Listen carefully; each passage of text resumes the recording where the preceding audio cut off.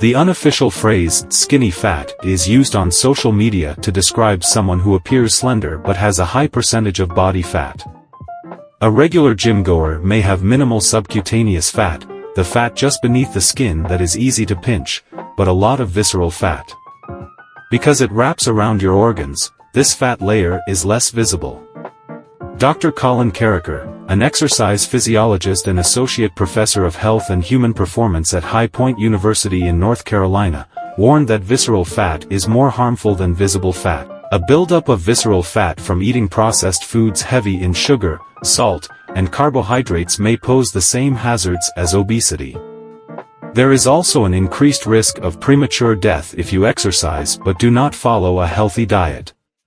Researchers discovered that those who routinely exercised but ate whatever they liked were at a higher risk of mortality than those who exercised and made healthy food choices in one of the largest studies to look at the impacts of physical activity and nutrition quality. If you want to lose weight, the goal is to create a caloric deficit in which you burn more calories than you consume.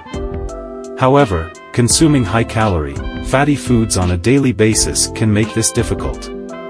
You're over-consuming calories and will have to do way more exercise than a person can sustain on a long-term basis, Carricker explained. If you do go to the gym, those empty calories will make an effective training session more difficult.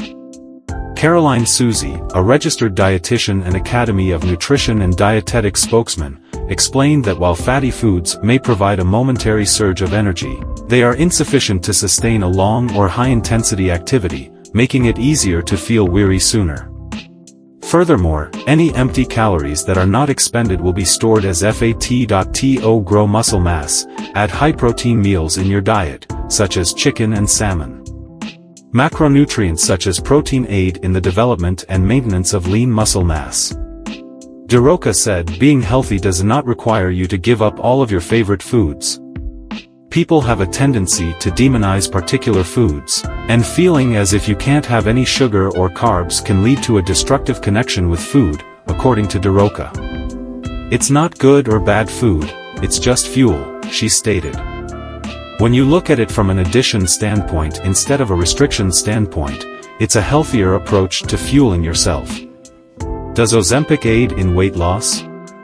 Why doctors believe you may benefit. Overweight teenagers lose weight for themselves, not for the sake of their classmates, according to a BYU research. The new West Valley facility means more mental health services for children and their families. The Utah Red Cross is in urgent need of Spanish-speaking volunteers.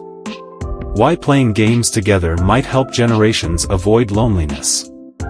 Exercising is an excellent approach to improve both our physical and mental well-being. Every day, we should exercise.